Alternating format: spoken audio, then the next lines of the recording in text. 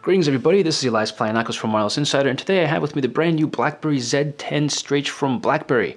Research in Motion doesn't exist anymore. They've renamed themselves to make up for all that lost time, over a year, to try to get this guy out to market, and let me tell you, they've come up with one really different BlackBerry, I'll tell you that.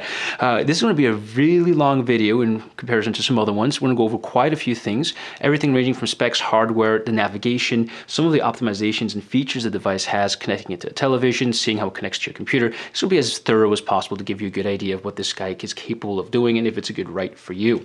So to get started, this device, when you first turn it on, traditional with BlackBerrys, it does take quite some time for them to turn on, strictly because they're loading all these things, and you know, once it turns on the first time, it'll turn on after that, unless you pull the battery much quicker.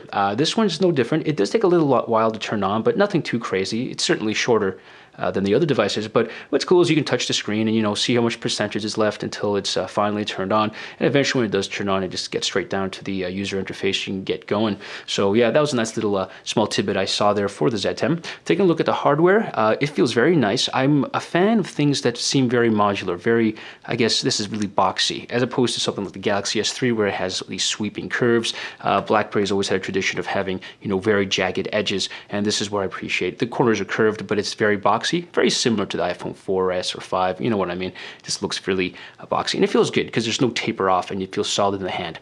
The front, you have a 2-megapixel camera capable of shooting 720p video. You have a status LED indicator light, which a lot of you are a fan of, so it's still there. You can't really see it too well, but that's where the proximity sensor is to see if it's in your face, so you can turn off the screen.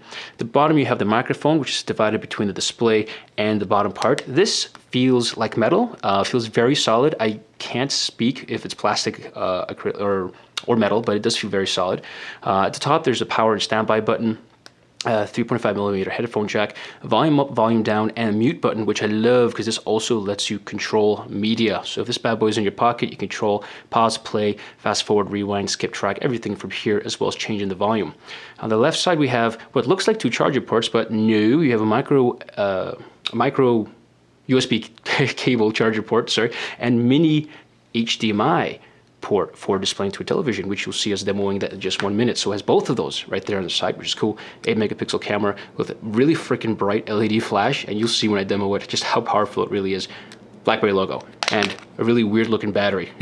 So yeah, this is a 1800 milliamp hour battery. This is larger than other BlackBerry models. BlackBerry Torch Touch, it looks like this, but it's all touch, and it's pretty old. It had a 1230 milliamp hour battery, and the Storm back in the day, if you remember that phone, 9530, that had a 1400 milliamp hour battery. This is 1800s. This is officially the largest battery they've ever had, and for a 4.2-inch display, can't complain. Resolution is 1280 by 768, so it's really cool. As you can see back here, that's where the NFC transmitter and receiver is. So it does have NFC, micro SD memory card, and a mini or micro SIM card slot. So everything's there. Expandable memory. It comes with 16 gigs, but you can totally do whatever you want and jack it up.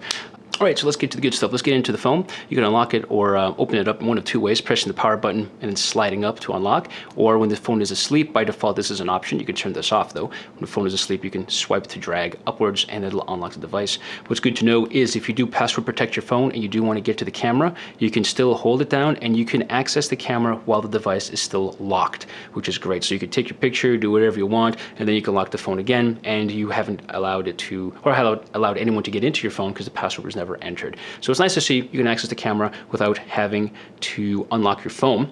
So right there, good. So as you notice, there's no physical camera button, so it acts the little soft button here on the touchscreen. You'll notice right away that the display, I'll try to tilt this on an angle so you can see, it's a 4.2-inch display, but there's a lot of dead space here. You see, this is necessary so you can do that swipe function. You'll notice if you're a playbook owner or ever seen a playbook, it does have a large border because you have to start swiping off screen, and when you swipe upwards, it'll detect it just like how it did there, and it'll be able to unlock the phone. Whereas if you do it on the screen itself, it won't work. You have to start from off the border and up. So that's why it's thick. Some people don't really like it. They think it's dead space. I like it. It allows you to hold on the sides, have some space and clearance whenever you're doing your stuff, watching media or whatnot. But in any case, if you do compare it to other devices, the device in this case is the same as the Galaxy S3 in height. However, display starts here and ends here, so there's a significant difference between that. So in any case, you get what you pay for, 4.2-inch display. And yeah, here's the home screen. You do notice they're all tiled. We're all familiar with this kind of design. If you want to move icons around, you click and drag them. They start dancing, and you can move them. So click, drag, drop, and tap again to finalize it. So you can do that fancy stuff. It comes with a whole bunch of default programs as you can expect. The Maps program, which is not too thrilling. There are ways to sideload Android apps onto the device, including Google Maps, but by default does not come with a Google Maps or the actual YouTube player. This is a shortcut to the website.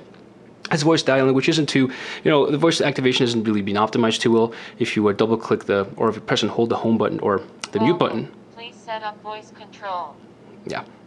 We can go through this at some time. It shows you a whole bunch of things you can say, like call a certain name, compose a note. Again, it sounds very robotic and not as clear as Google's interface or even Siri, but you know what? It's getting there. This device just came out, and over time, obviously, it will get there. So back to the user interface. If you swipe from the top, you do have some options here, including to lock the rotation of the device, Wi-Fi, Bluetooth. If you go into settings, this big thing comes up. Now, I don't know why they chose white. Maybe they just wanted to keep it traditional, but if this was black or an option to change it to black would be really cool. But there you go. You have everything you need. For the record, this device is running 10.09.348 for our software release. You can get in here. You can change notification just like you could in any other BlackBerry, change the sound effects for pretty much any notification you get, or emails, set up email account, which even without a BlackBerry internet service or BES plan on here, on Wi-Fi, I can still get my emails, so that's cool. Before, you couldn't really do that unless you had a BlackBerry package of some sort, but even on Wi-Fi, you'll see in the top right corner, I have those 4 little dots, which means I'm on the BlackBerry internet service or capable of receiving email. You notice here how I exited out. There's space for 4 boxes here of recently run applications, so if I go to, let's say, BlackBerry World, which in itself has been revamped quite a bit. Very impressed with the BlackBerry World here. A lot of applications evolve. I'll show you some games. It's really cool. But if you get out of here, you'll see it should automatically scale. See? So certain applications you run from the application list here will give you information relevant to that app. So File Manager. Okay, it shows me my folders. If I were to swipe down up to get home, it would change that view to show my capacity of device, SD, and cloud storage, as you can see right there. So it tries to make use of it. It's not really widgets, but they try to become something more informative, I guess, while they're running there in the background until you click on them and it shows you actually what you want to see. To exit, you press the little X's here. There's no swipe to close. You just press the X's. So yeah, pretty cool. Going back down here, language settings, of course, you can download everything. BlackBerry ID is what you use to sign into BlackBerry, as well as the application or BlackBerry World. So to download applications, to find out your device, restore it, back up, track it, lock it. You can do all this online. It's sort of like iTunes, where you have your Apple ID, you have a BlackBerry ID here. BlackBerry Protect, which protects your device using the same system. Checking for software, which is pretty cool.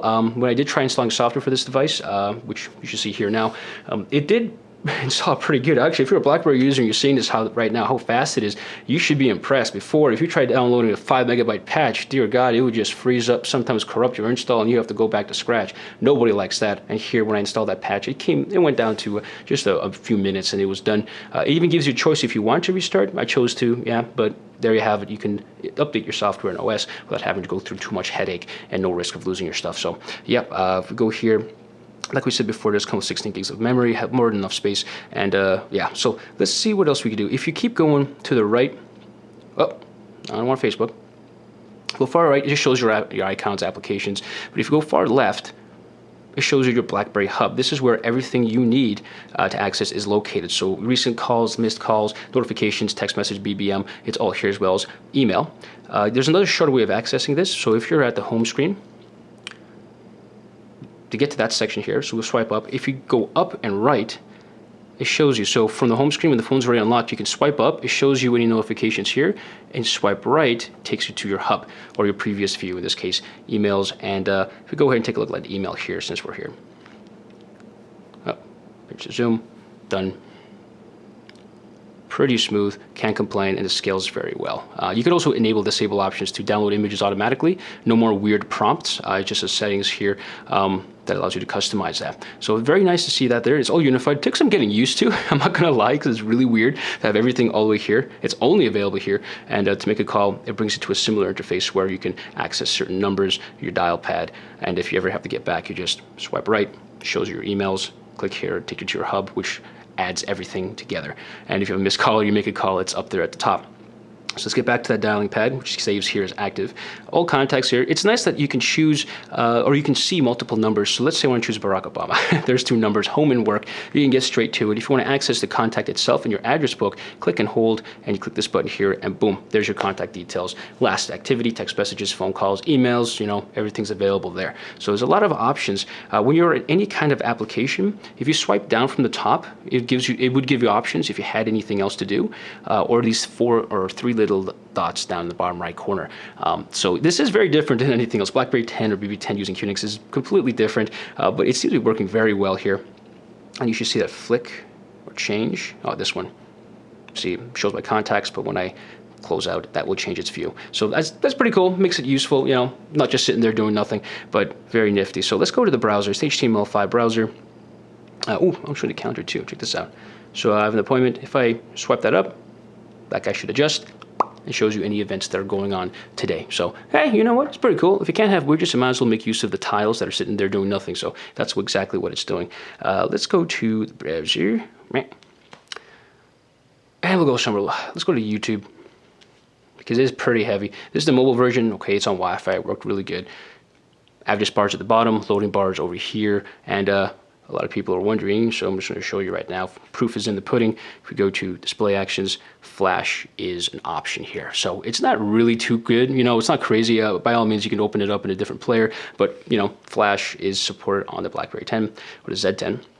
Let's go back here. This looks fine and dandy. Let's go to the desktop version and try experimenting. See how good this browser is. And if you're, well, it's loading pretty quick. If you're anybody here at BlackBerry, you know this is not really the smoothest thing on any other BlackBerry device that was out there in the past. And it's done loading, man. Check it out. Rotation's a little slow. Is it done? Yeah, it's done rendering. There we go. Smooth when it's done loading.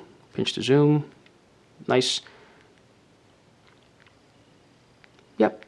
Not as responsive as I see in the Galaxy S3, Nexus 4, or even iPhone 5, but certainly is much better than previous generations, and is more than navigatable, as well as if you want to play Flash content in the browser or forward it to the YouTube or the media player built into the device. So there's cool. Let's go ahead and go back to the mobile platform.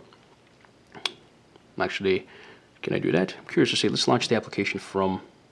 See, it's smooth when it wants to be. This is because when I first got the device and I plugged it in, there were 2 or 3 updates that had to run. So without installing those updates, this was very choppy. Now, it's a bit better, but you'll notice there'll be some stuttering here and there whenever we're trying to get to certain things while things running in the background. So yes, it still has some time to optimize, but it's getting there slowly but surely. So let's go ahead and see the Avatar movie trailer. This is a good time to see the keyboard. Some people would say it looks very boring. Boring works. And if you start typing in words, actually, we go into... Good to remember here.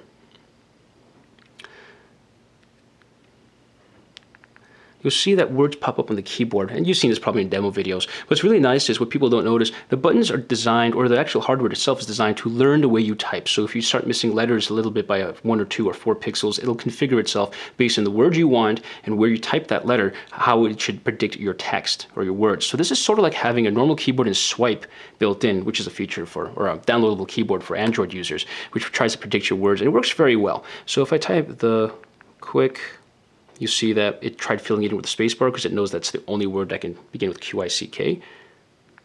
Quick, brown. Yeah,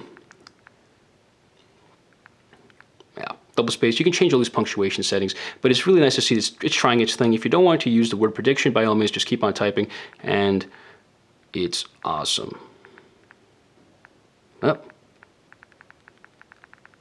Yeah, and autocorrect worked there too. So pretty cool. I like it. It looks simple. Simple always works, and it can rotate as well as long as it's built in. You have a nice wide interface here too. So yeah, that's cool. So let's get back to the YouTube.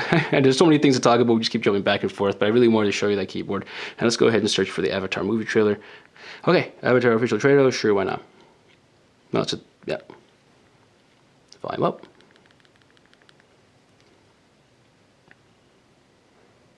Speaker is at the bottom over here.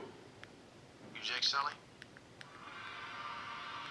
Just trying to see how responsive this guy is. Start on a new world. You'd be making a difference.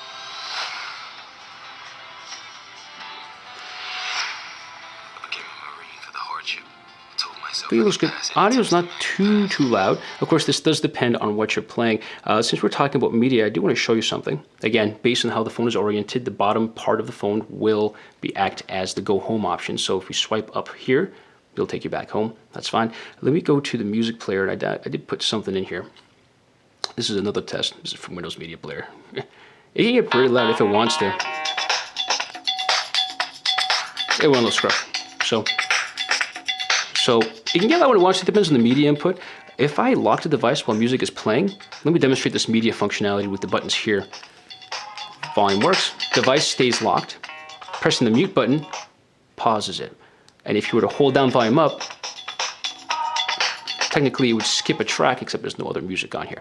So it wouldn't be able to skip. But you can control it, and the device stays locked, which is nice. And the only way to unlock it with your finger, you see, no matter what I do, I can't really wake it up unless you go from the bottom border up, which is really cool. So media controls, also I wanted to show you, don't exist when the phone is locked. You know, some Android devices will have pause and play up here. Nothing like that. But it doesn't matter because you have some controls over here. So nice to see that. So let's get out of here. And yeah, since we're talking about media, I want you to see how this looks when connected to a television using that mini HDMI cable. So let's cut to that, and I'll show you how it looks on the big-ass 50-inch TV. Okay, so I got my 50-inch TV over there, mini HDMI cable to regular HDMI cable connected to the input, and the Z10. All you gotta do is connect the cable to the port that's right next to the charger port, and right away, brings it to life. There's your device on the big screen. You can unlock it and do everything you normally can. It automatically scales up to 1080p onto your television, which is really nice, including mail. So if you really want to read your mail in really high def, there you have it. What I really appreciate of this, obviously, is that you don't need any third-party applications or special adapter or cable, just the one from HDMI to mini HDMI, which is the same cable used by the Playbook and many other devices that have HDMI out or that are a small platform. So if you go ahead and try running a game, for example, because it's just an output, there is no lag. This basically is straight from the device. It's only as smooth as the game is on the device, and it's very smooth in that regard. So let's try just going to a level. Awesome. Everyone loves Star Wars. So the level, okay. And you can see it on my screen here. I was going for that pivot. Let's try again. Wabba. That's pretty cool. And hey, it destroyed something. Cool. And whenever you're done, you know, let's get out of here. Swipe up, and it takes you back to the home screen. So it's really nice, very smooth. You know, you can do anything else you want. Music, you know, you have DJ mode. You can have a video playing. There's my videos. There we go. I just got my intro here. Very smooth. You know, and what I really do like is you can disable HDMI audio by going into settings. So if we go into settings here on the device, we go to display, we go all the way to the bottom, it tells you the kind of display you have, in this case HDMI 1920 by 1080p at 60 Hertz. You can change the option for HDMI audio from on to off if you just want something that doesn't involve audio. So really cool, really nice to see. Whenever you're done, unplug it. The device doesn't stutter, doesn't lag, it's still good to go. You just take it and you're on your way. And yeah, it's nice to have a standard on the device that you can use with a very simple accessory like a mini HDMI cable. And we're back. So the fact that you can connect a phone like this using a standard HDMI to mini HDMI cable that costs like $3 online is really cool. No special adapters required. It works really well. No lag. You know, if you want to hook this up to play games on a big screen TV or presentations, if you want to throw your emails up there or just have a video to play at nighttime when you want to relax, you can do it with the Z10 using a very standard, somewhat universal adapter or cable used for devices of this size. Now, another thing I want to do a little cutaway of how you connect this device to your computer and how you use it. There's a particular software that's installed when you do try connecting it to your machine, and it will allow you to have access to the media content as well as being able to upload and download your content from the device to your computer. So let's go cut to there as well, and so you can see how exactly this works. Alright, so let's take a look what happens when you first plug in your Z10 into your computer. This is running Windows 7 Professional. So the first time you connect your device, you will be prompted under My Computer, somewhere over here. Let's wait for it, just thinking. Yeah, essentially you have to install the software. You just double click it and it's built into the device. It will access the internet to download. But once it's done, it looks something like this. And this is something like BlackBerry Desktop Manager, just a bit more unified. Here you have the pictures, music on your computer, and down here is a tab for your BlackBerry, and it shows you all this stuff here. You got some random pictures here. So yeah, you can access the device memory as well as your system files, so you can transfer them as necessary, you know, to and from the device, documents, videos, pictures, and music. So this is pretty cool, pretty streamlined. Gives you some options here. If there's an update available, like a software update, it will show you and it will take care of it, which is pretty nice. Let's see. Yeah, see, look, there's a software update available right there. So it takes care of it pretty well. It's not really too complicated. I mean, I have seen things that could be a bit better, but it does the job well. Transfers files very quickly, and it gets the job done. So yeah, this is how it looks. BlackBerry Link. This is where you use to transfer all your files to and from your device and your computer. And I just noticed something pretty cool. After installing the BlackBerry Link client and disconnecting the Z10 from my machine, if I go to my computer, I still have it available as a network drive. And here it is. You can access all the folders that are within or inside the Z10. So via Wi-Fi, it automatically configured my device to communicate with BlackBerry Link to have access to these files. If I go to camera, and I'm just going to drag and drop a picture here of Batman and Gordon from one of the Batman movies. All right, copy it over. And if we go to the device now, unlock this guy, go to pictures. Look at that. There it is. Pretty cool. If we go back, thumbnail should have uploaded by now. Maybe it takes a moment. Oh, there it is, it just uploaded. So cool, there's a thumbnail, and vice versa, of course, if I go into the picture and I want to delete it. Yes, delete. It's gone. If I go back here and refresh, it's gone as well. So pretty cool. It automatically figures your device to work wirelessly with the client, so you can access it without having to necessarily physically tether it to your machine. And there you have it. That's how you use BlackBerry Z10 with the BlackBerry Link software, whether it's tethered physically or wirelessly with your on your wireless network on Wi-Fi. You'll be able to transfer media and all that fancy stuff to the phone. So since we're talking about media, let's get back into the camera. And I want to show you the TimeShift feature.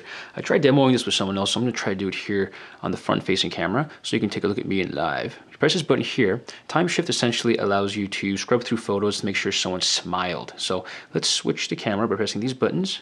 You can probably see me. Ah, there I am. So I want to go ahead and try to turn this, take a picture, and I'll try blinking.